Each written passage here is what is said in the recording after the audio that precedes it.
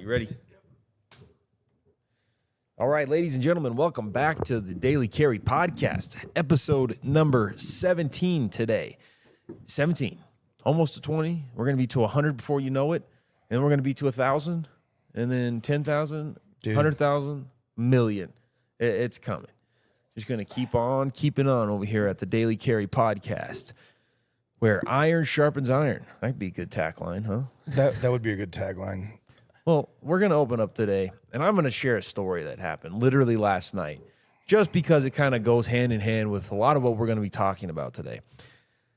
A word should be very familiar to every single listener out there, and very familiar with myself right now, especially sitting in the circumstance that I am at the moment. And that word is going to be regret. I'm going to try to keep a straight face. Believe me, you're going to have a hard time. But regret. That's what we're going to try to talk about today. We're going to talk about regret because we all have regrets. And we can definitely do a lot about what we regret. We can actually do things right the first time. We can do things right even sometimes the second time or the third time and spare ourselves and save ourselves regret. But let me just go ahead and share a story to open us up because last night, my sister By the way, what time was this? Oh, it's way too late. Late enough for the neighbors to be mad. Okay. It was right around midnight that I know this happened. Whenever I pulled up the camera footage to try to find it and actually watch it back, because I was really hoping that this got caught on camera. And unfortunately, the recording stopped like right when it happened and started right back after it happened. But I believe that the recording said it was like 12:50 a.m. or whenever this happened. But there was probably about an hour of events leading up to this. So my wife has family coming into town today. Mm-hmm. Yesterday, I'm just checking off honey-do lists all day, just helping her get the house ready and helping make sure everything's in order, just little things that we had on our list. We needed to get these projects taken care of. And one of them was, our house, we have a RV garage. That RV garage is on the left side. If you're facing the front of the house, that RV garage is on the far left side. And so I've had, for a little while, the camper that we have a bumper pull camper. It's a toy hauler, so it's a pretty big one. It's like 12,000 pounds. It's a 34-footer. It's a hoss. But it's been sitting in the driveway until we had the garage in order to be able to pull it in. Because we were moving into this new house. We moved into this house probably in April this year. And so we've been just getting things in order, getting things situated. And now the garage is ready for that to be pulled in. But I don't want to back it in. Why? Because on the trailer, it's on the passenger side that the doors to access the camper are on. So if you back it in, those doors to access the camper, they're just going to be facing toward the wall. Instead of the door inside of the garage. So I think I'm just saying this would be the coolest thing ever to be able to pull it in from the nose in. That way the doors are facing toward the door in the garage because we've got power in there, we got everything. So it's basically like built-in guest house, like a second hangout inside of the RV garage. So is it just so I clarify, is this a through and through garage? It's not a through and through. So how do you pull if it was a through and through? Exactly. Okay. So there's been this thing since we've bought the house. I've just been trying really hard to figure out how can I pull this thing in. So I've looked at a couple of different trailer dollies, trailer valets, different parking solutions, and lo and behold, literally like 2 days ago, this guy in Colorado Springs lists this Park at 360, 15K. This thing is an absolute monster. Rated, you can move goosenecks and fifth wheels with this thing. And so I went yesterday and picked it up in the middle of the honey-do list. I was like, okay, this is it. I'm going to make my wife so happy. We're going to have company over. We're going to have the camper parked and situated how it needs to be, and it's going to be perfect. I went and bought it, picked it up, and got it to the house, unloaded it, and I was so excited. I was like, all right, awesome. It's already probably 11-something at this point. So I go ahead and hitch up the trailer to my truck because I got to whip it around and pull the nose up the driveway. And my goal was just to get the back tires up over the curb first because I knew that the curb was probably going to be the harder part for the Park It machine to be able to do. So I pulled it up over the curb because it's a slight grade. It's not like crazy, but it's a slight grade up the driveway, probably like 3 or 4%. And I'm whipping the trailer around with my truck, and we live at the end of a cul-de-sac. So I'm whipping it around, and there's a couple of cars parked on the street in the cul-de-sac, so it was a little bit tighter than usual, and I thought I was just going to be able to get away with it because I didn't want to have to keep backing up, and it was already late, so I was kind of trying to be courteous of how much noise I was making whipping this trailer around, and I didn't want to do a whole bunch of back and forth. So I cut the turn pretty tight. And I got out of my truck because I was watching the mirrors, I was watching everything, and I knew I was pretty close to almost jackknifing. And I got out of the truck and looked, and I had plenty of clearance. I was like, oh, I can keep turning. I'm fine. But what happened was, as I kept turning, the trailer tires must have gone up on the curb as we're on this tight shift, this tight turn where I'm trying to turn around to face back toward the house. Trying to basically pull the camper out and then turn around, face back toward the house, pull the camper up the driveway a little ways. Well, whenever it shifted, boom, pop, heard it. Right away, I knew, yep, I made a mistake. There was the first regret right there. The first regret. I know what you did, but if I didn't know, I would have guessed. I popped the taillight. Yeah. I popped my taillight. The taillight just kind of had too much pressure applied to it. Not that it is okay to have pressure applied to it. Like I said, I checked. I had plenty of clearance whenever I checked, and I just kept on that same line. But something shifted, and the front of the camper just ended up pressing into the taillight, and then the taillight just pops, which was super unfortunate. So and very quiet, probably. Yeah, I'm committed to this point, so I just pull through it. It would have been the same backing out versus pulling through it, so I pull through it. Pull into the driveway, and I'm just, kicking myself, saying that was so stupid. So I'm regretting Regret number one. I should have just pulled all the way out of the street, turned around, came back in. I should have done that. But here I am thinking I've done this a couple of times. We'll be fine. But it was, having a little bit tighter quarters, other cars in the cul-de-sac parked on the street. That kind of just made it not ideal for turning it all the way around in the cul-de-sac. So instead of really trying to just go quick, it's already 11 p.m. I'm trying to go to sleep. We got podcast in the morning, got family coming in the morning, and we've been working on this list all day. So I'm just thinking, man, I'm ready to get this thing done. That was the first mistake. Should have just pulled out of the neighborhood, whipped around, came back. Should have done that. Would have saved me a broken taillight. Once the taillight broke, I probably should have known to just slow down and just, that's it. It's over. Have you met you? Yeah, unfortunately, a couple times. I regret it sometimes. Yeah. But let's go. We got it. Exactly. Okay. All right. Yeah, This is I'm with great. you. This is great. Yeah. We're going to send Just this. a taillight. We're so committed. That's the thing is I feel like I'm so committed now. I've already drove to Colorado Springs. I've picked up this trailer mover machine, and now I have a busted taillight. I'm committed. We are so in at this point. This has got to happen. This trailer is getting in the garage. So I hitch everything up. My trailer does not have a caster under the trailer jack in the front. It's just one of the flat boots that just sits on the ground or on your stool for whatever it is. So I don't have a caster, meaning there's no wheel. So I hitch up the machine because it has a ball hitch. That's the way this thing works. It's got really big, beefy tires on it. It's got a remote control. It's pretty cool. It's like an adult remote control car to move a trailer. And how heavy is this trailer, by the way? 12,000 pounds. Okay. This thing's rated for 15,000. I can see where this would not go wrong. The tongue weight is like 1,100 pounds or whatever. The tongue weight or the hitch weight on this thing's supposed to be 3,000 pounds. Okay. Right? I don't understand how that's possible. I kind of do now because I guess I had the oversight to look into how this thing's actually supposed to be used safely.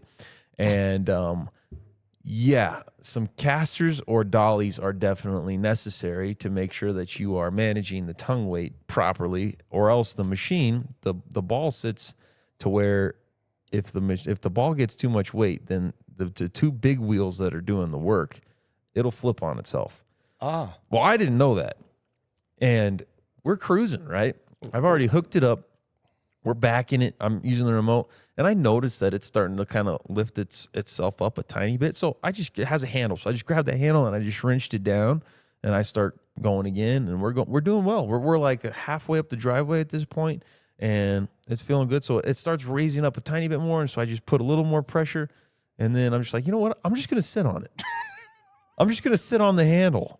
And so that's what I did, okay? Because keep in mind, we've already moved the trailer a good probably at least 10, 15 feet up the driveway. Was your bride outside? Oh, yeah, she was outside, and she was just... Was she giving you directions? If she was, then I probably wouldn't regret as much as I do.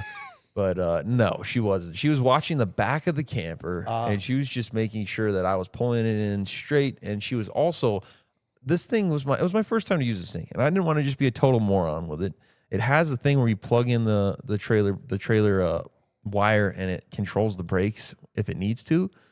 But I just wanted a little extra protection in case. So Sarah was in the back, and she was sliding chocks behind the wheels like every 2-3 feet. So in case it came loose, exactly, you'd catch it if it rolled backwards. Exactly. So she was sliding chocks in the back just in case.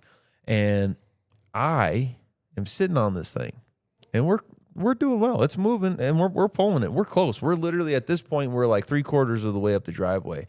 And I'm just sitting on there with the remote control, and I'm leaning way back. I'm like, yeah, this is perfect. This thing's going to work. We're almost in here. And this time, that lift, it wasn't just this controllable, just hoist it back or stop. Whatever happened with this thing, the torque on those wheels, all of a sudden, I realized all too late that I had sat myself onto a catapult.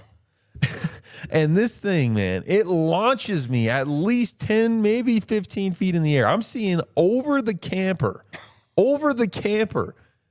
And everything in my mind is just like, okay, I really hope those chocks are okay. I hope Sarah's okay, because this is not good. Thankfully, I had the trailer jack in the front to where it was still sitting really close to the ground. So once it flipped, that just hit the ground. The chocks were behind. It didn't roll at all, and it was still plugged in. So the trailer brakes clearly engaged, but the wheels, it flipped. That handle sent me flying, and I flew straight smack into the front of the camper, and it was just like a cartoon. I'm just like a bug on a windshield, and I'm just sliding down the front of the camper.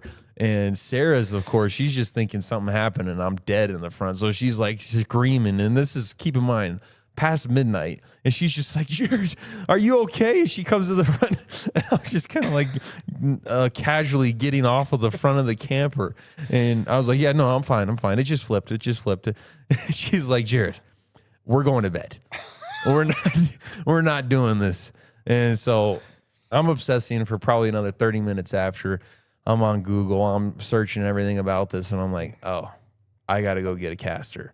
And so, yeah, that's what happened last night. So there's some regrets that I have last night. I should have just actually opened the instruction manual, read how to use this thing properly, instead of just thinking we could just send this thing. And I should have put in the work before that, drove all the way out of the neighborhood, drove back in, and not had a busted taillight. So a lot of regrets that I have just from literally last night. There's a guy named Mike Yo sitting in Coeur d'Alene, Idaho right now, laying on the floor with his feet up in the air, holding his belly, laughing at you. Because he's got his own set of stories about pulling trailers. And by the way, this episode is not about trailer regret, but when Jared walked in this morning, Kyle was outside talking about how, am I allowed to talk about this? I don't know.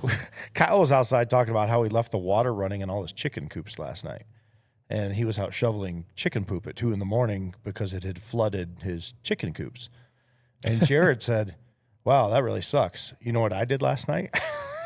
Yeah, I sat on a catapult. I sat on a catapult and launched myself 15 feet into the face of a truck. You didn't see enough Wile E. Coyote and Roadrunner cartoons. That's the problem as a kid. I think I did. Did you? I think that's really And actually the problem. You did an Acme. Yeah, that's exactly what I did. You did an Acme trailer hauler, no instruction. You know what's funny about it? It's not. So we're talking about regret today, and there's so many different forms of regret. But what a perfect segue, because I pull, haul, tow, and have done things my entire life. I started literally go-kart racing when I was a kid, and the dad come out and smack you in the back of the head. You better learn how to hook up the trailer the right way. Did you put the receiver down? Did you da-da-da-da-da? You've pulled a lot. I've probably, hundreds and hundreds and hundreds and hundreds of times in my life, I've pulled something anywhere from 18 feet to 35 feet long, CDL licenses. It's always the one dumb thing. Yeah. It's always the one thing. I can't explain what it is. Like, you think you've got it, and I don't know. It's just funny because I could tell, we could sit here and tell trailer stories. Oh, no doubt. Through the whole episode about stuff. I'm going to do let's keep this under 90 seconds. We're going to Ouray, Colorado, hauling our ATVs, tandem axle trailer, 4 ATVs on it, going down I-25 south to Pueblo. We're 4 miles outside of Pueblo, and there's an explosion behind my truck. I see in the rear, the passenger side where Jane was in rear view mirror, I see the entire trailer come about 4.5 feet off the ground. The whole trailer with ATVs, 4.5 feet. What had happened is I had a lead pipe and I had I strapped it down and I use it as a leverage thing for something completely unrelated, but I had it on the flat of the trailer and it somehow twisted and came undone. I bet I have pulled it that way 200 times, and that pipe has never moved.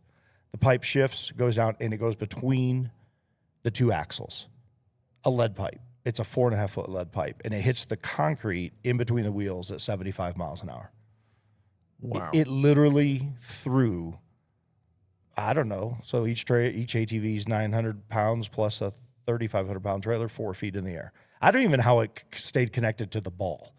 And when it came down, all 4 ATVs displaced on the trailer, even though they were strapped down. The long and the short of it is I had to pull 2 of the ATVs off. I had to use the winches on the front of the ATV to pry the axles apart on the side of the roadway to get a spare tire back on to limp it down. And thank goodness Discount Tire stayed open for me because we pulled in at 6 o'clock at night when they were closing. And they worked on it until 7:30. And I bought dinner for everybody and hung out with everybody. We had a great time. We made it to Ouray about 2 in the morning. We're supposed to make it there at 5 in the afternoon. We were on the side of the freeway for like 4.5 hours. Man. Yeah. How we lived through it, I'll never know because it was heavy traffic. And we had a couple guys stop and pull over. And the one guy walked up to me and he looked at me and goes, "You all right?" And I'm like, "Yeah." He goes, "That was the coolest thing I've ever seen in my life." He goes, "Your trailer was above your truck." Man. Yeah. So, but it was a pipe. It was just laying there, strapped down, and the strap came loose. That's all it was. Man, that's crazy. Yeah. Very crazy. Regrets. Yeah, regrets. That regret, by the way, that regret right there, that's a long running regret because not only did I blow both tires, I had to throw one of the spare, I had to buy a third spare because I had 2. Killed it.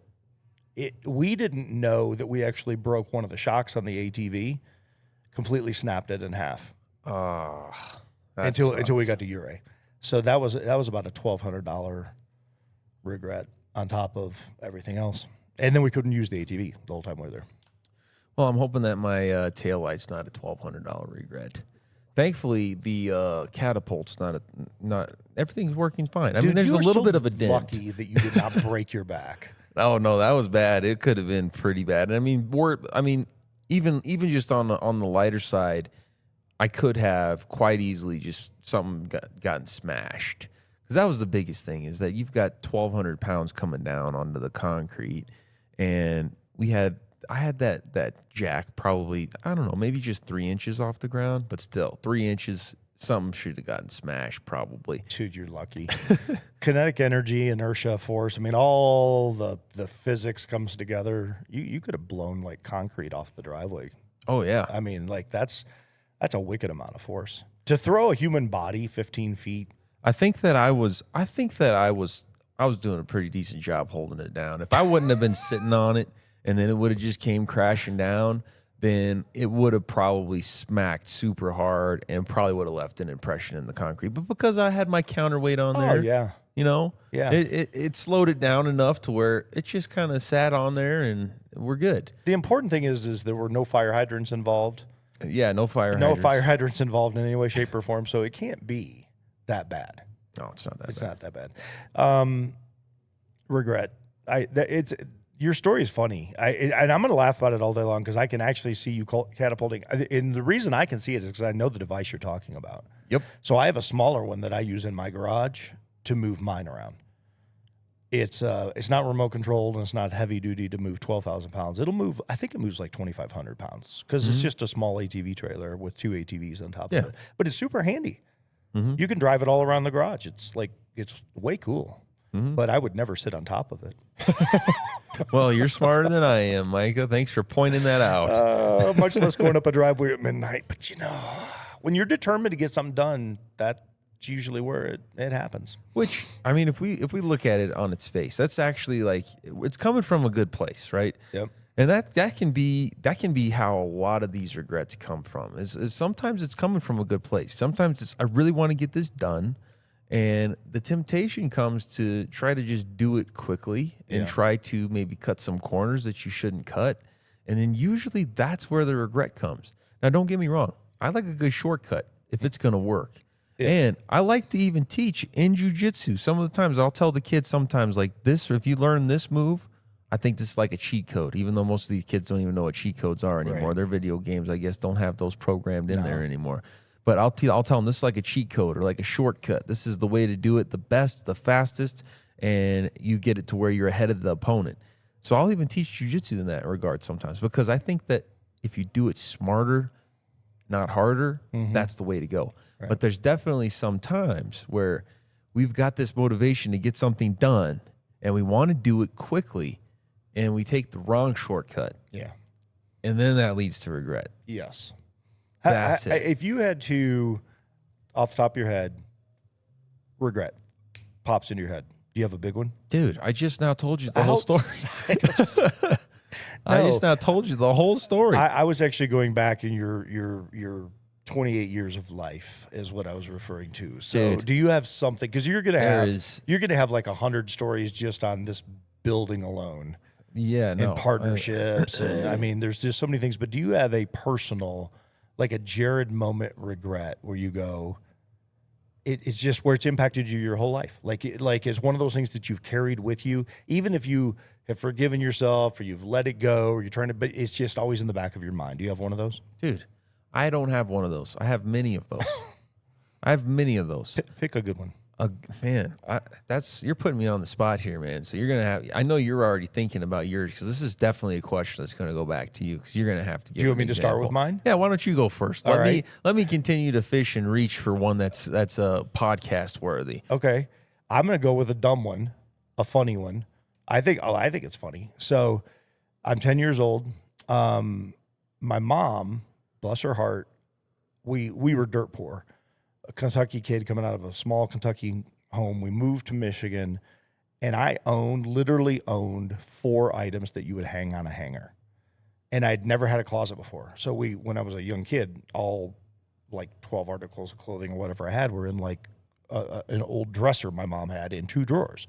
And I'd get dressed in the morning and I'd just take it out. So having a closet to hang stuff in was awesome. The problem is I had nothing to hang. We were just super, when I say poor, I mean dirt poor. And so I got my first 3 button down shirts. I was 8 years old, and I'd put them on a hanger. And I was so cool. This closet was so cool to me, even though it was like 98% empty. I had my clothes hanging on this hanger, and I had them spaced to try to make them look like the closet was full. Like, that was a really cool thing to me at 10, being just broke. My regret was, so I did this twice. I reached up to pull, I had a t-shirt hanging on a hanger, and I pulled it off. And the way the rod was on the hanger is the rod was well below the shelf. And so when I pulled the hanger or the t-shirt off the hanger spun around and hit me in the face. You with me so far? I'm super nothing. Just it spun around and it hit me, and I was like, oh man. The next morning, here's the regret that has lasted my entire lifetime. The next morning, I'm in a hurry. School's happening. I'm late. I go over and I grab, same way I did the day before. I grab it, except for this time, I think, oh, I'll grab the t-shirt from the other side. That won't happen again, except for this time, the hanger went the opposite direction, and it came back and it hit me square in the eyeball. And when it hit me in the eyeball, I was instantly blinded. Couldn't see anything, blood coming out. 10-year-old boy standing there, got to go to school. I'm like you. We're the trailer's almost in the garage. We got this. So I run into the bathroom. I remember I was crying. I grabbed a wet washcloth. I put it over my eye, going to school. And, you know, you're 10 and you're dumb and you don't know anything other than your eye hurts. You just did something really, really stupid and didn't learn the lesson the first time. And then you go into class and all the kids are looking at you. And then the teacher's like, I mean, and this is back when we had nurses, by the way. We actually had nurses in school when I was a little boy. Took me down the hallway, took me to the nurse, and the nurse ends up calling my mom and saying, yeah, you need to come pick up your son. Like, his eyeball is collapsed, like in his head.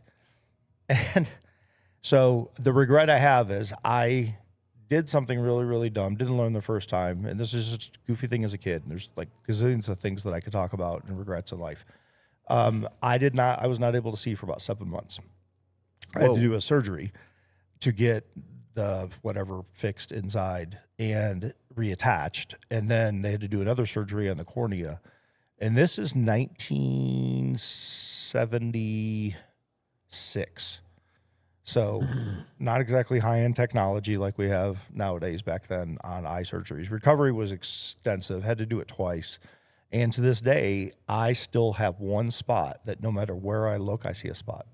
Whoa. I carry the regret of being a dumb 10-year-old boy pulling a T-shirt off a hanger. The hanger spins around. And it was one of those old wire hangers. Yeah. Square in the eye. After I did it the Yikes. day before, and it hit me in the eyebrow. And I didn't learn a doggone thing. And as I look at you right now, I still have a spot. Man, that's crazy. And I look past it. Like I work around it, but yeah, it's there. And I mean, it'll thankfully they were able even back then to do the surgery that you needed to be able to get it fixed. That's good. So, yeah, I could share lots of regrets, but that's the one that I've carried with me my whole life because I live with it every day. Wake up and go to bed with it. I see it. I'm looking at you right now. I see it. There's nowhere I go. Sun, dark, doesn't matter. Always a spot. Well, since you're talking about painful regrets, all right. So I've been a bow hunter since I was a kid, and I have a whole nother regret. I have a whole list of regrets I can talk just from bow hunting. But this one year, I was probably 15 years old, and I was making these exploding arrows. Of course you are. Okay. So I had these old school arrows. So whenever my grandpa on my mom's side passed, he was awesome, man. Duck hunting, deer hunting, golf, fixing up cars, fixing up boats, whatever, everything that you can think of that you would want in that I think most guys would want in a grandpa. He checks all the boxes. That's awesome. And he unfortunately had a rare brain disease that continued to develop. So I don't have, I had the best memories I have of him is pretty much between like 10 and 14. Once I was 14, it was really around 14 to probably late 15, maybe early 16, that his brain disease had really taken its worst toll. And so he, didn't really have coherent sentences, nothing. But one thing he would always say, he always remembered, he never forgot, it always stuck with him is, I love you. I love you. He knew who we are. He knew who each of us were whenever he saw our faces, which was awesome. It was beautiful that was what he remembered. He remembered that, and he remembered God, and he remembered to pray. He knew how to talk to God, even in having his brain condition and all of his memories, everything going away. So he unfortunately suffered quite a death. It was overdue for a while because he was in a facility, and he was definitely there's a lot that we could go down that trail. Those are so hard. It was very difficult, and it was difficult on the entire family, especially my mom, my grandma, and it was just But I don't want to talk too much about that. But what I can tell you is he is the kind of guy that I always said, I feel like that God must have just known that my life would have been too easy if he would have been around, because he would have been around to show me how to do everything. Fix up old cars, boats, whatever. I think that it would have just been this cheat code, since we were talking about cheat codes, because he literally was the kind of guy, even though he was a pastor, he started a church in Mississippi. There's still a church there that he started. He was a pastor, but he would always, it was just always work, always work. If there was one thing he knew how to do, he knew how to work. He would always he'd find boats that had holes in the side of them, go fix them, sell them. He'd find cars that were just broke. He could take the engine completely apart, put it all back together, fix it, know exactly what's wrong with it. And he would just always work like that and put things back together, sell them, but also just the hunting, shooting, all that. I'm saying that to say, fortunately, very thankfully, I was one of his grandchildren that had very similar interests. And so I inherited a couple of his things. I inherited one of his shotguns, and then I inherited his bow. And so his bow, he has this old compound bow. It's pretty cool. It's not like a modern compound bow at all. But being a 15, 16-year-old boy, I've got these now aluminum, because, all the new arrows are like carbon fiber. So I got these aluminum thick shaft arrows. And you take the tip off, and it's just a shaft that just goes all the way through. Well, I also happen to have a shoehorn or whatever, a horn of gunpowder. And so I'm thinking, man, I think we can make some exploding arrows out of this. And so this is how I crafted this. Okay, this is how I envisioned this working. So those strings that you pull and they pop? Yes. They're just like popper little fireworks. Poppers. You can get them pretty much anywhere. So that was my detonation device. I was like, this is going to work. Smart. Because if you hit it with a hammer, it explodes, right? So my idea was, okay, we're going to put it at the tip after this thing's filled all the way with gunpowder, and then it's going to explode. And I've got some pretty cool videos of these things working pretty well. So I'm shooting them at this brick retainer wall in my dad's backyard, and they're just, and it's just the coolest thing ever, right? Well, after I'd shot a couple, I went to clean up the mess. I was a good lesson that I was always taught from very young. You play and you put away. So you leave it better than you found it. So I was cleaning up, and there was a shaft that was about this big still left. And I was like, whoa, this didn't explode. What's up with that? And so I pick up that shaft, and I look in it, and, there's still some gunpowder in there. We can't let this go to waste.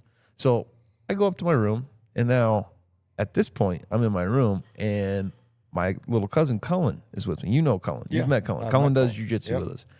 And Cullen's in my room, and he's just hanging out. He's probably like maybe 7 years old-ish, maybe if that. I don't remember his exact age, but he's pretty young. And I have this screwdriver, and I'm just digging out it's now compacted, right? Because it was just shot into a retainer wall. So even though it didn't explode, now this gunpowder is compacted. I've got it in my hand, and I'm digging out the gunpowder in the shaft of this arrow. And with a metal screwdriver. Yeah. Okay. And then the next thing that I know, it just is like a flashbang had gone off. I don't really even remember I don't remember anything. I was very obviously concussed. I remember whenever I just came to, there's this ringing in my ears, and I hear Cullen just like screaming, and he's just going like this, and he runs out of the room, and I'm just like trying to figure out what happened. What is happening right now? My ears are ringing. Cullen's freaking out, runs out, and then I look down at my hand. There's no arrow shaft anymore, keep in mind.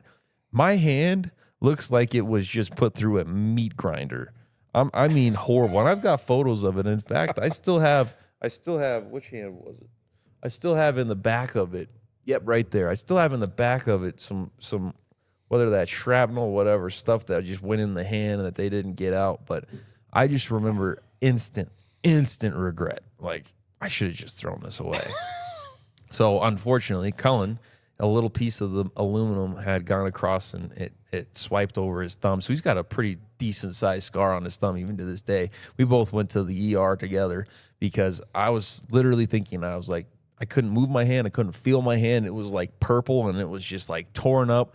And I remember on the way there, I was just like, my dad's the one driving me there. I was like, you think they're going to have to cut it off? That was literally what I'm asking my dad. He's like, I don't know, son. I'm like, oh, okay. We'll have to see. I'm just praying that I don't know. I'm praying. I'm just like, Jesus, please. I don't want to lose my hand. We go to the ER, and the calmness there. They're just like looking at me like I'm an idiot. They're like, you're gonna be fine. And I'm like, oh, are you sure? Can you look at it? Can you look at it again? And so yeah, there you go. Gosh. Yeah, metal inside of aluminum, rubbing, creating friction with gunpowder. Yeah. What could go? What could go wrong? I'm at the sheriff's department. We just did a SWAT tactical tryout day, and the day is over. And there was a guy, I have to leave nameless, but when the sheriff is, he'll ask if I can use his name, and then we'll dime him out because I want to strangle this guy from 1,100 miles away. So he brings a potato gun to the range, and because we just finished SWAT training, we're test driving different like just anything that will launch a cantaloupe. This was a 6-inch tube potato gun, by the way. Whoa. Yeah. Dude, we were That's launching a watermelon gun. We were launching cantaloupes 3 football fields, every bit of them. And you just watch, like hang time 12, 13 seconds. Crazy. So I'm holding on to this device. By the way, I moved here in June of 2000. This is in October of 2000. I've been here 3 months. I know like 4 people outside of people at the sheriff's office. My wife, I think if I recall correctly, I was out here like 3 months before she was. I bought a house when I got us all set up. Then she came from Michigan, or South Carolina, excuse me. And so I think she'd been here like a week. And I'll just shorten this. The thing that I was holding on to, the propellant that they used, exploded in my hand. And 2 dudes hit the ground. One guy's holding his face. I'm the only one standing, in fact. There's 3 of us there. I'm the only one standing. And I look down, and my left thumb is gone. What? It's just gone. No. It's gone. And so this is what, like, you're looking at me right now. That's what I'm looking at. Like, when I'm looking at my hand, I'm going, what the heck? And I flip it over, and my thumb goes, thunk, and it hits my wrist. So it's attached. It's attached by skin. And so left the range, went to the ER. ER sends me over to the hand surgeon immediately. So what they did is they put a rod. So my thumb doesn't bend. It'll go in a circle, but I can't bend it. So there's a rod that actually runs from here all the way through. You could take a hammer and hit the top of my thumb and I wouldn't feel it because all the nerves are gone. And the worst part was I shot left-handed. So I'm left eye dominant, left-handed. Whoa. And now all of a sudden, and this is SWAT day, by the way. Mm-hmm. So this is as tight as I can close my hand with my thumb. I can't. That's crazy. Yeah. So they reattached it. They did a great job. If you look at it really close, you'll see the scar. It actually goes all the way up. So I didn't have an arrow with a screwdriver in it, but I did have an idiot at the range that said, "Hey, try this," and I was dumb enough to go, sure. What could go wrong? Because we were just test driving different things. What was it? Gunpowder? It was hairspray. Oh. It was a copious amount. So he had a little nozzle on this thing, and we were doing different. And he was the explosives. The chief safety advisor. He was the EOD guy. And he's like, I've always wanted to do this. And I was dumb enough to hold it. And when I hit the button, it went, boom. It blew pieces of PVC plastic. We literally were finding them like across the field. How nobody lost a throat, an eye, an ear is beyond me. Because when it blew up, the concussion hit the other 2 dudes. They didn't actually take any shrapnel. All the shrapnel came at me, but yeah, took my thumb clean off. Never even felt it, by the way. Do you think Not that it 1 had ounce of pain. Do you think it had anything to do with the projectile being like just stuck, maybe? Oh, this wasn't the projectile. This was the device that launched the projectile. So this wasn't actually. So there wasn't a projectile in it at that time. You were just, no, it was just it had a little button that was a trigger that would. I'm familiar. I know what they are. Yeah. You just hit the switch and then it ignites the hairspray, whatever's in Yeah. there. But that's super strange. It was just there was no projectile in there. Nothing. That's crazy. So man, there's just a wild amount of hairspray in there. It just set it off. And he had test driven 4 or 5 different things that day, and it worked marvelously. And I'm not an EOD guy. I mean, Johnny Valla, if you're watching this right now, you tell me why that thing blew up. Because he's like the greatest EOD guy on the planet, as far as I know.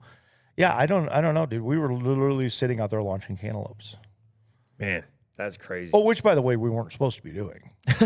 This was like at the end of the day. Like the day was over, the pay is done, the work is done, everybody sweated it out. This was hey, you guys want to stand around for an hour and goof off and do something dumb and shoot? Yeah, that sounds awesome. I didn't know anybody. I was just trying to get to know dudes on the team and whatnot. It seemed cool to me at the time. Yeah. Regret. So I had to learn from that regret. I had to learn how to become a right-handed shooter, left eye dominant, and not lose my career. Yeah, that's Like no pressure. But look at this. I can snap. Wow. I can snap, but I can't bend it. Man. Yeah. Regrets. So your regret there sounds like it was just that the fact that you were even doing that in the first place. Yeah, the fact that I was dumb enough to stand there and do it, and then it changed. So just so you know, it actually changed my entire career path so significantly. My SWAT, everything in my world, my medic world, being able to start IV. I mean, you want to talk about like brushing teeth, tying shoes. There was nothing that happened over the next 2 months that I didn't look completely uncoordinated doing. I can imagine. Because I had no feeling in my left thumb that I'm used to functioning with every single day. It's really weird too to lose a thumb, even though they put it back on and then not have the feeling in the thumb because I couldn't sense anything. And this was my go-to hand, obviously, for everything. It was my strong side. It was my everything. So I had to learn how to write. Man, Yeah, like my whole world changed. learning everything all the way over. Yeah, the payout on the I forget the term they use. But anyway, your thumb is, at that time on the graph was considered 6% of your body. This tiny little thumb because of what it does. So like just tying your shoes, Yeah. yeah. Well, how about here's an example on the lighter side, because we've talked a lot about a lot don't of know, that ones was that pretty are a light. little scary, but talking about hunting, okay, because I can think of one that, man, it has stayed with me, and it has honestly been what's really motivated me to continue hunting and getting better at hunting every year and taking it more seriously. This was probably, if it was not my very first year elk hunting, this was probably my second year elk hunting. Now, not elk hunting, I should say bow hunting. Elk hunting with a bow, archery. I have been hunting with rifles and stuff since I was a kid. I've never shot anything with a rifle. I've never shot any big game with a rifle. I've only taken big game with the bow. But I grew up with my dad, my brother, going out hunting with rifles. It was never my favorite thing because I didn't like to just sit in the snow and hope. That was kind of the style of hunting that I was used to with our rifles. And, being young, 6, 7, 8 years old, hunting, just sitting in the snow, freezing my butt off, I was like, yeah, this is not fun. But then whenever we tried bow hunting for the first time, and it's in September in Colorado, and it's just beautiful and gorgeous and perfect temperature. And I was like, this is it. And it happens to be that they're in September in Colorado. That's whenever they go into mating season. Mm-hmm. So it just makes it way more fun. You can talk to them. You can call them. They talk back. They're very active, and they'll come up close because they kind of get dumb whenever they're ready to mate. They come into those calls. So Are you saying men get dumb when they're ready to mate? bulls. Bulls. Sorry. Bull elk. Okay. Men too, for Men sure. too. But this is probably my second year bow hunting. I think it was my second year because I know up to that point I was very, very practiced. Like the first year we went bow hunting, I got hooked. And that was probably maybe 14, 15. I was hooked. I was like, this is it. I'm going to definitely do this every year. This is the kind of hunting I want to do.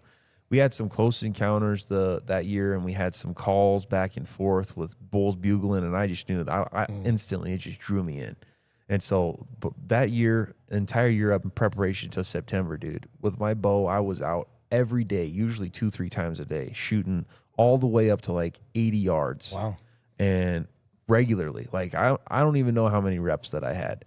All I know is that I had a nice little friendly wager with my dad one time because we were standing probably 80 yards back, and there was a water bottle right next to the target. And he was like, nah, you won't hit that. I got $20. You won't hit that water bottle. I was like, oh, that's easy. I'll do it. And I did it. And that's just to say, that's because I knew my bow. I knew how I was shooting, and I knew how good I was getting, but it was because of the consistency. It was because of the practice. So I was very, very well-versed with my bow, more than I had ever been. And I remember we get down to where we're hunting this morning because I'm with my dad, I'm with my brother, and we're hunting this meadow this morning. And they both went, we basically at the top of the ridge, we came up with our game plan. We have radios that we talk to each other in here. And we're like, this is going to be Dad's game plan, Don's game plan, and then my game plan. I go down separate. They go on their own little path down different ways so that we're hunting different edges of this really big meadow. And we get to the bottom. And I had really tried to creep down quickly and efficiently. And so much so that I had forgotten to put my radio in my ear. So I put my bow on the ground, and I'm hunkered down. I'm sitting in this perfect spot, cover, just it's perfect. And I can see right in front of me is this gorgeous meadow. And I put my bow down. I'm going to put my radio in my ear. I'm looking down, and then I look up after I've got my radio now pressed in my ear, and there's the biggest bull elk that I have ever seen in my entire life. And it's standing, walking right across the meadow in front of me, 20 yards in front of me. You're talking about the easiest shot that I would ever have an opportunity for on the biggest bull ever. You're talking about this huge 6x6 bull elk, and we're not talking about private property. We're talking about actually hunting. We're back in the woods in our normal game managed public land, and my bow's on the ground. My release is on my wrist, thankfully. So here I am like, this is so dumb. My bow's on the ground because I wanted to put a stupid radio in my ear, and it's in the middle of prime time hunting, first thing in the morning. And now I'm not ready. So I go to hook my release up to the bow. The release I'm using, it's got like 2 claws, and you got to put it around the loop in the back. And so I put it around the loop in the back, but it snaps, pop, once it gets on there. And I just try to stay dead still. But at this point, the bull looks right at me. And he's just looking at me, and I'm just trying to be super still. And whatever happened, he either saw me or he got a whiff of me. And he turned, started running a little bit, ran up the mountain. There was basically in front, the meadow in front of me, and then there's a hill on the other side of the meadow. And he's just standing up right on top of this log on that hill. And I just pick up my bow, and I was like, well, got to send it now. And this is what inexperience as far as the hunting goes. Because now knowing what I do now, there's an opportunity to call him back in. If he stops up on the hill and looks back, he probably didn't see you. He probably just caught a whiff of something. You can start to call him and a lot of times get him to come back down, which I've done a couple of times in this exact same meadow actually over the years. But I just send it. I'm just like, all right, I think I could probably hit him. I'm going to send it. I launch an arrow at him. It lands just right under him. And then he runs off. And then I range it later after I take the shot, mind you. Of course. And it was like 140 yards. I was like, yeah, no. I was not even going to be close. I don't even have a pin that comes even close to 140 yards on my bow at that time. But that was a regret that just shows you, okay, whenever you're hunting and it's prime time, your bow is in your hand, not on the ground. That was number 1 regret. Number 2 regret looking back is don't just send it without ranging it. Yep. Number 3 is don't send it without trying to call him back into closer range. If he's stuck around and he's taking a second look back at you, chances are he didn't see you. So try to call him back in. But that's just a world of regrets there for you because that still haunts me every time I go hunting. And it's just that feeling in your stomach like, man, I should have got that elk. Do you, I'm going to turn for a second. So when you go down to Estes Park, you've walked through, I'm assuming, been down there during elk migration when 3,000 of them walk through downtown. Spectacular. You can touch them practically and pet them and watch them walk through the front of the stores and do all the things they do. I mean, I've been down there numerous times where they just walk down the middle of the street. I've seen them come up to ice cream shops and just stand there and stare at people. I mean, when you go out and you're ready and doing what you're doing out in this meadow and you're primed, you're prepped, you've done all your reps, does it ever irritate you to stand there in Estes Park and watch elk at that distance knowing you can't do anything? I don't know, man. Estes Park or do you just appreciate it differently? Estes Park is a little bit different. I think that it's cool to have a place like that, and I don't think that it would be that if they didn't, have the rules that they do over there where they're very much protected. You can't really hunt them. Oh, sure. So I think that it's cool to have a place like that because otherwise I think that elk would become a very rare commodity, a rare sighting for a lot of people. So it's cool to have a place where people who maybe aren't interested in ever going in the woods and hunting and aren't interested in putting the meat on the table from wild game hunting, if they want to see an elk are spectacular creatures. They're incredible. And to not only see them in person, but also to have that experience in Colorado in September where they're in season and you get to hear what they sound like. You hear them and sometimes even see the bulls fighting. That's the coolest thing ever. You're just seeing this nature up close and personal that a lot of the times really only hunters get to see. And even a lot of hunters, if they're not successful, they don't get to see that. They don't get to hear that. But if you don't know what an elk bugle sounds like, I know that you do, but anybody listening, go look up an elk bugle. I'm telling you, that is the stuff that monster stories and fairy tales, that is the stuff where the scary stories around the campfire, that's where they come from. Yeah. They sound like an absolute monster. If you just hear that in the middle of the woods at nighttime and you don't know what it is, you're thinking Yeti. Oh, yeah, no doubt. No doubt. But it is the coolest thing, even knowing that it's an elk.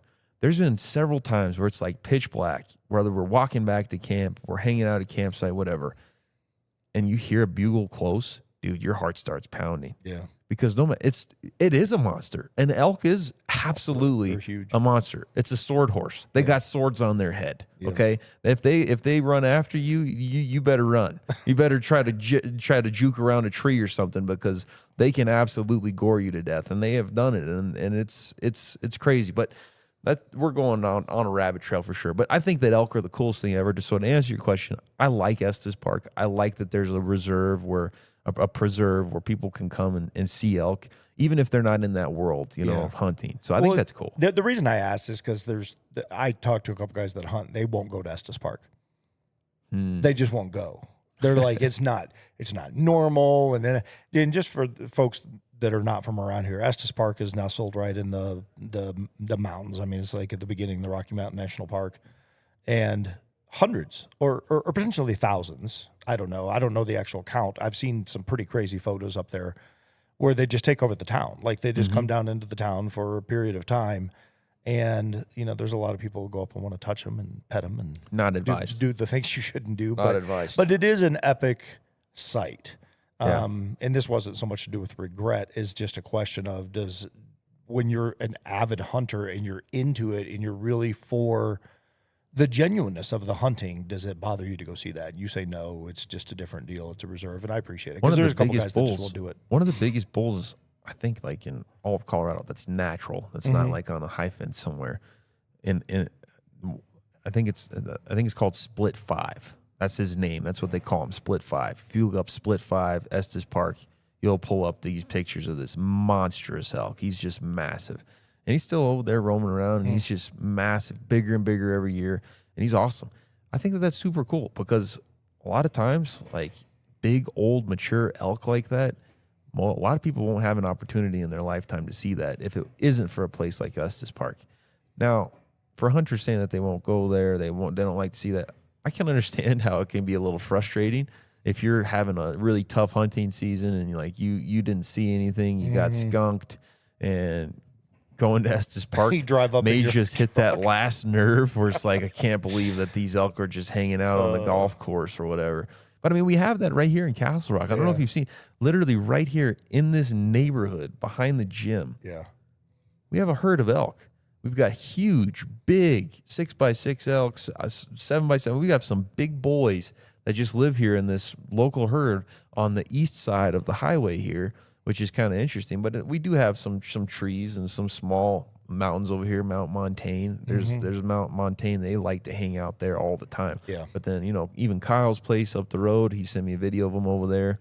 And so this is I think it's hard to avoid some areas that are just under-hunted. There's going to be more game there. Yeah. A lot of people just don't hunt here. Why? Because we're pretty much almost completely suburban in Castle Rock now. Right. It's very much almost completely developed. We've got some more projects that are still happening, but it's very developed, and there isn't very much hunting going on. So the populations of elk, deer, they're pretty strong populations. So you see them here. If you go up off Happy Canyon behind Dave Linegar's place, the guy that owns Remax, he's got, oh my gosh, dude, like every morning. Yeah. By the way, 60, that's where me and Sarah got married. Sanctuary. Oh, his sanctuary. Yeah. Sanctuary. That's where we got married. But yeah, back there, Daniels Park area, elk all the time. You can go sit up there and you can just have binoculars and you can just look down and you see elk everywhere. Underhunted, it's just underhunted. Really cool.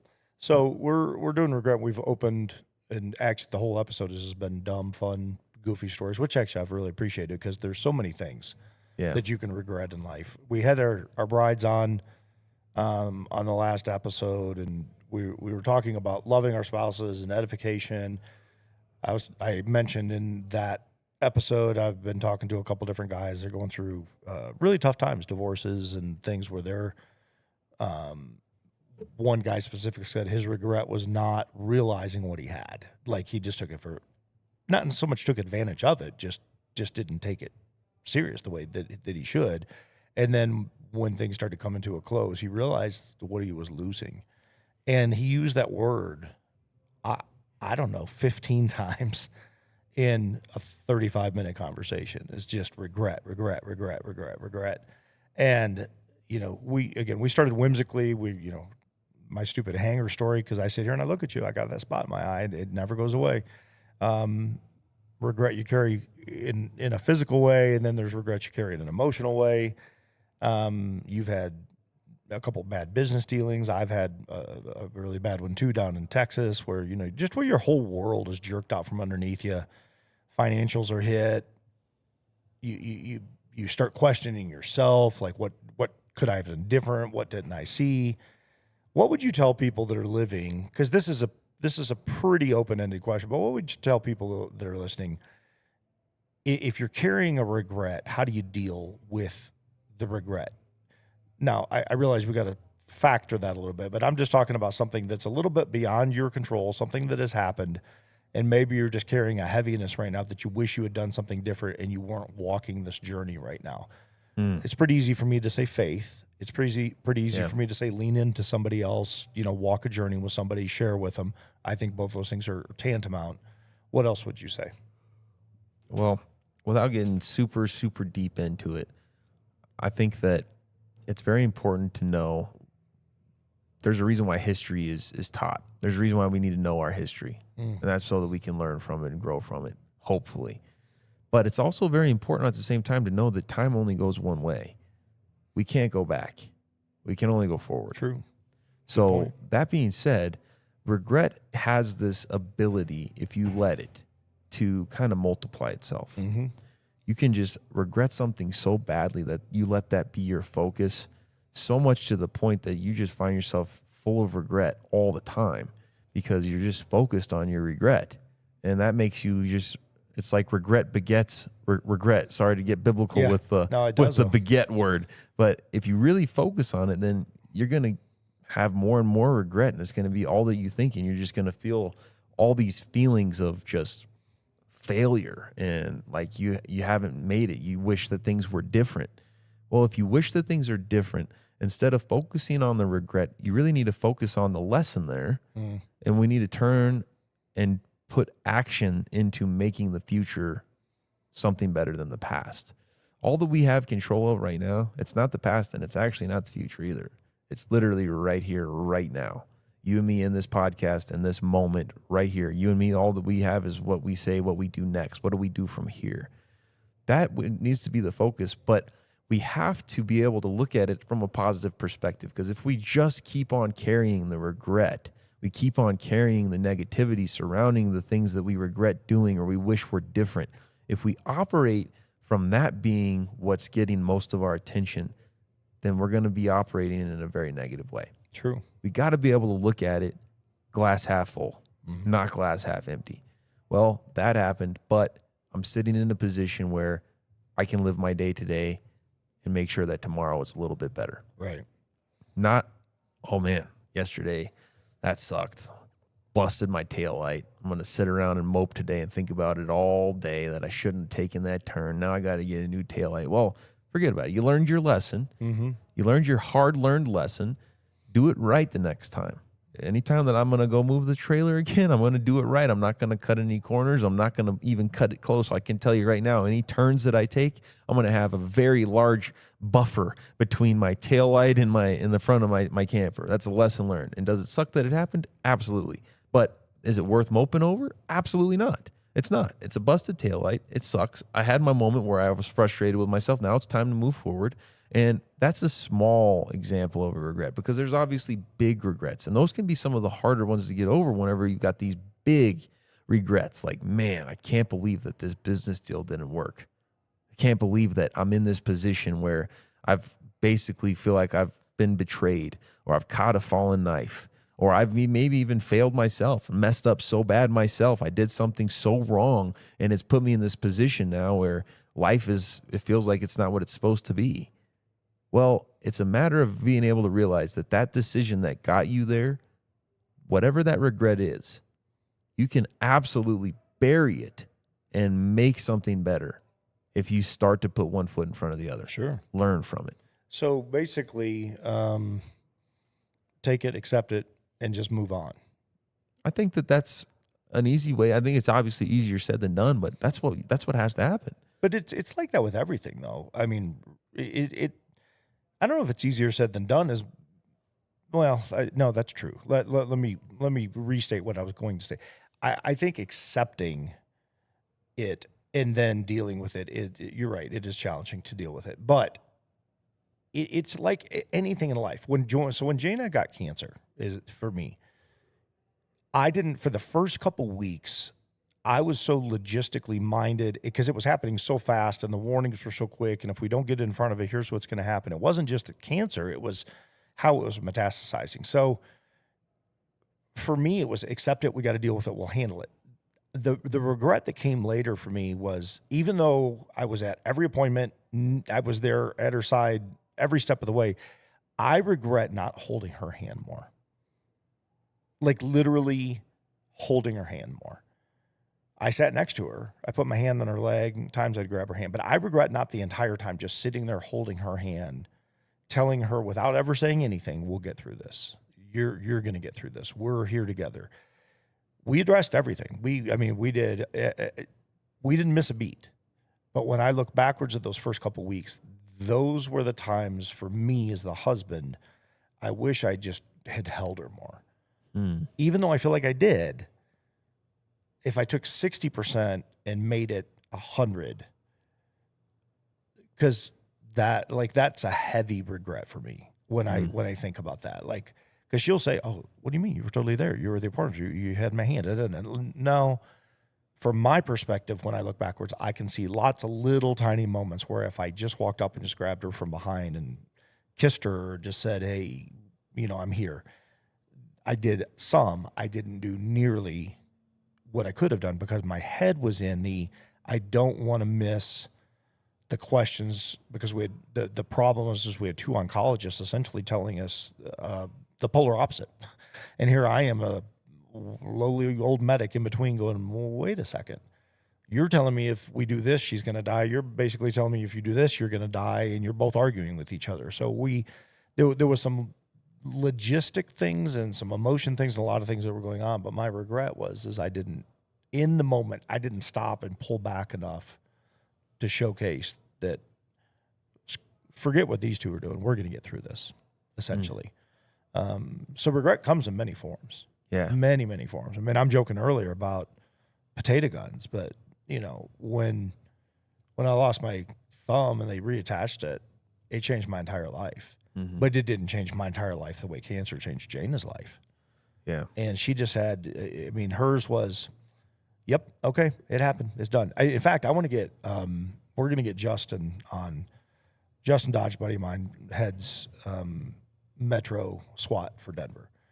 He was run over a couple of years ago now in the parade. So when the Nuggets won the championship, he was on a 90-degree corner. The fire truck comes around the corner, crowd's pushing in. He said it's his story. He's got to tell it. But the long and short is the fire truck drove up onto his foot and just explodes his foot, his ankle, and his tib fib. Explodes. 70-ton truck. Yeah. When he tells the story, when we talk about accepting it and just moving on, I've never heard a guy go, he literally said, well, I looked down and went, well, I know I just lost my leg. Now I got to get out from underneath this truck. Let's deal with it. Like, just that quick. Instantly went into, okay, I've accepted this thing. Now it's time to move forth. Man. Within 3 seconds of it happening. I mean, it's just, you got to hear his story. It's unbelievable. Absolutely unbelievable. I don't know what regrets he lives with now, because I've never sat down and said, hey, do you have any regrets right now? So we'll get him on the podcast and talk about life. Yeah. Because his story is incredible. Well, you make some very good points to be able to pivot to from a couple of different perspectives. Because we've talked about regrets from a lighter side, like you mentioned, but we also have talked about now some deeper regrets and how to, kind of accept and start to move away from those negatives, learn from them, and move forward and make better choices, put into action positive decisions that are going to positively affect your life. But there's also something to be said. And I thought of it whenever you're talking about your regret with Jaina, not just being there for her more and just, being able to hold her hand through it. And instead, being that naturally just spring into action as the protector, the problem solver, all that, which is good. It came from a good place. And we talked about that in the beginning of the episode too. A lot of times, some of these regrets, they may come out of a good place. It's just maybe not executed the way in hindsight that we really should have executed. But I think of even deeper and potentially even darker regrets that many people have. I mean, here's the thing. Anybody who's listening that's not a believer, there's this word that a lot of people say, hear about. Some people don't like. Some people think it sounds churchy or preachy, but there's this word called sin. Sin is definitely something that is a regret. Yeah. Leads to regret. And man, I can think of all kinds of different sins. And anybody who's out there, you know what a sin is. I don't need to preach to anybody. Everybody knows what a sin is. But the point that I'm getting at is you just now had given this example of this guy who he's in the middle of going through his divorce and he regrets not appreciating what he had, right? Yep. There's some other guys out there that have gone through divorces that maybe they were unfaithful. Maybe they made mistakes. Maybe they didn't treat their wife they needed. Maybe they exploded and they had moments of anger, frustration, whatever it is. And maybe they have those regrets. And for some people, it could be something like that. It could be other examples where there was maybe a moral failure involved, where you just didn't hit the mark. You just know that you did something you shouldn't have done. Right. And it's weighing on you. Well, this brings an entirely different perspective and discussion on regret. Oh, we need a 2.0. It's very important. It's very important for anybody out there to understand that for that kind of scenario, it starts with grace. It starts with mercy. It starts with forgiveness. Number one, you haven't failed so badly to the point where you can't come back, that you can't be redeemed. The Bible is full of stories of people who have massive moral failures, and God forgives them, redeems them, and they're in literally the bloodline of Christ. These people who came back from their failures. So that's to say God's grace is sufficient. So that's where it starts with a lot of those regrets. That's where it starts, is to know it's okay. You messed up. Well, there's forgiveness. God will forgive you. Now, it's important not to approach that as just like a credit card that we can swipe anytime we want either. It's not like we can just keep going making the same mistake and just asking for forgiveness and we just keep swiping that line of credit forgiveness. That's not how it works either. We're supposed to course correct. That's what repentance is. Repentance, the word actually means about face. That means to turn from your old way and turn to the new way. I like course correct, by the way. That's good. Course correct is exactly what we're talking about. It's an about face. We're going to turn away from what we've been doing wrong and turn toward what we know we should be doing. But it makes it a lot easier to do that whenever you know and you've experienced and you've felt forgiveness. Whenever you hear the message of forgiveness, and whenever you really put the pieces together of the Bible and the examples of forgiveness, there's something that just, it's like a ton of bricks gets lifted off your shoulders and off your chest that, oh, I don't have to carry this anymore. Because God says not only does he forgive, but he casts it into the sea of forgetfulness. So that means God forgives you and he forgets about it. So if he forgets about it, then it's time for us to move forward. It's time for us to turn around and do that about face, repent, and move in the right direction. But here's the problem. A lot of people, especially more seasoned and more mature people with their faith, sometimes the hardest part is forgiving ourselves. Because God forgives us. You ask for forgiveness, and God's quick to forgive. It's in his word. He told us how we need to forgive people 7 times 70. If somebody offends us, we have to forgive. So we have to forgive others, but we also have to forgive ourselves. If God forgives us for something that we did wrong, but we keep on carrying it and putting ourselves down because of it and feeling bad, sorry for ourselves and keep focusing on it, we're just basically casting a reel and pulling that regret right back out of the sea of forgetfulness that God already cast it into. So we got to forgive ourselves just like God forgives us. We got to forgive ourselves the same way God's instructed us to forgive others. So that's a message for anybody listening. And it's definitely a message for me. It's a reminder, and it's uplifting and encouraging that any regrets that we've ever had that feel like those heavy mistakes, those heavy failures that are just so easy to look back and know, man, I should have done better. I could have done better. Well, if you failed, there's still forgiveness for you. There's grace for you. There's mercy for you. And you can still come back from that. There is redemption for you. I think, man, you said a lot in a short period of time, and everything that I was hinging on every word. That statement that you made, course correction, really hit me, because that is the one thing that I think is, and I think it bleeds over in anybody that really has depression, like even fairly light to very notable. That is one of the things they struggle with. I've heard that a lot especially in guys. Man, they just have a hard time course correcting, and then they get depressed and it weighs on them. And letting that go, forgiving yourself, is where, you said, would you say a load of bricks? I always think, of bricks. I just think of it as I think of it like jujitsu. You just got this big ape sitting on you going knee on belly, and then he just steps up off you, and you just have this like 1,000-pound release. All of a sudden you can breathe. And that, to me, is where that forgiveness goes. It's just, man, you want to get that knee off that belly. You want to get it off that chest. You're just trying to get oxygen. And when you let go of it, that's exactly what happens. It's just like, oh, man. And it is amazing how freeing it is, and yet how incredibly difficult it is to do. Mm-hmm. We stay trapped. I've literally known people. I've got a family member. I will say that. That's as far as I'm going to go. Who I can tell you has had, self-admitted, he's told me he's had 46 jobs in his life. He's 48 years old. Wow. Raging alcoholic, drugs, all the bad choices. Probably wouldn't find a guy with a bigger heart or more willing to give you the shirt off his back. He's one of those guys that's all in, both good and bad. And the hard part in watching him do it is he lives in nothing but regret all the time. I regret making choice after choice after choice after choice. So I'm going to go do these good things. And the pendulum swings over to the other side real fast to go do something and wants to help somebody. And then, genuinely cares about people, but then has this letdown when they don't take him all in the same way that he wants to take them all in. He's just incredibly impulsive. And his depression level just keeps rising and rising. It's just one bad choice after another. And it doesn't seem to matter what you do to try to get in front of it or walk the journey with him. He just can't let it go. He won't forgive himself, but yet he just keeps going like a bull in a china shop, like to the next thing, the next thing, the next thing. And it's exhausting watching him. It's painful, and it's exhausting, and it's hard because you're their family. You want to love them through it, but you've just worn yourself out trying to walk that journey, and they just can't get out of their own way. And he lives with this regret that, I hate to say it, but I think sadly he's going to take to his grave with him, because he just can't figure out how to not do it.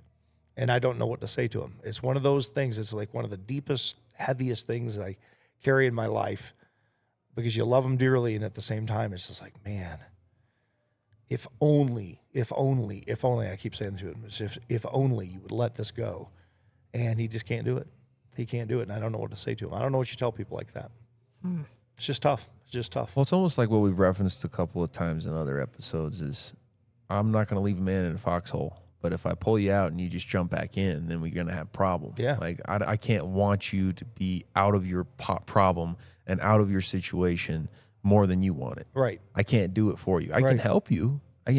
But my help is limited to, I can only do what I can do. That's right. Then it's your turn. You got to do what you got to do. And I've said that numerous times, and it just, I end with that on my side, because we need to 2.0 regret. Regret is a powerful thing. Regret, nations feel it, churches feel it, families feel it. There is very, very few directions I think you can go in life where regret is not living and real. Yeah. Within organizations, within people. Just choice after choice after choice. You started this whole episode with the humor, I mean, I can see you sitting on that thing getting catapulted into your I'm trailer. so glad it's painted such a vivid picture in your head. It's so cool because it's so innocent and so unintentional, and you're like, I just want to get my trailer, my garage. I got this house, and I can envision all of it. That is to me, a fun regret. That's a funny story. It's a thing that you'll never probably do again. You can share it if there's Never, video. probably. No, never. There's Never. There's video someday that, that maybe crops up from someplace and everybody has a good laugh. But when you're in that depth of darkness, regret, you do need guys to pull you out of the foxhole. And that's why I want to 2.0 this, because we are walking a journey right now. You and I are walking a journey with multiple people. Yeah. And here's the thing. I want to be very clear. We're not walking it because we have the answers. We're just walking it because we're getting you out of the foxhole. Like, we're just pulling you to safety. And then we're trying to figure out what is next. And it's just a season of life. It's very interesting. The last few weeks have been really, really, really heavy in light of many attempts. There's just a lot of people coming out of the woodwork right now. And we've talked about this on episodes, and I will shut up after this because we got to close out. But the world's in disarray. It's disconnected. We got a lot happening right now. There's a lot of division. Racial tensions are high. Gene commercials are starting debates. I mean, it's nuts where we're at. And you combine regret with that, and depression with that, and choices with that, and it is no wonder we're so wayward. So I definitely think we can revisit. Oh yeah, this and really hit a couple topics that I think genuinely impact the majority of society that we can address. And we had some fun with this one, and I'm glad we did, because it's really important to look back and at some of the dumb things that we do as guys and be able to laugh about it. But we also do things as guys where we step into the fire or into the line of fire. And I get questioned often. And so I told you before this episode off air, when we're talking about what it's like to be a man and salvation and walking this faith journey in today's world, I've gotten more feedback on that times 10 than I have anything else we've talked about. So it's very clear that it's real to people right now. It's impacting them. Yeah, definitely. And I'll just share, as we're closing out here, I'll share what we've said before on this podcast. We've shared this quote. I forgot which episode it was, but there's a quote that's a very popular quote that says, "Suffer the pain of discipline or suffer the pain of regret." And it says that discipline is measured in ounces. The weight of discipline is measured in ounces, but the weight of regret is measured in pounds. Oh, it's so true.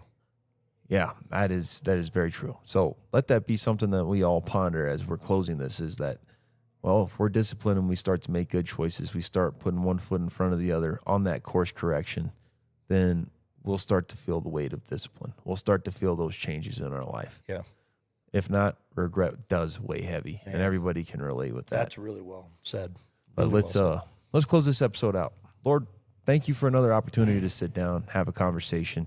Thank you, Lord, for the stories that we have. Even as rough and as bad as some of them are, we're still here. And we take that seriously, Lord. We're here for a reason, and that reason is you, Lord.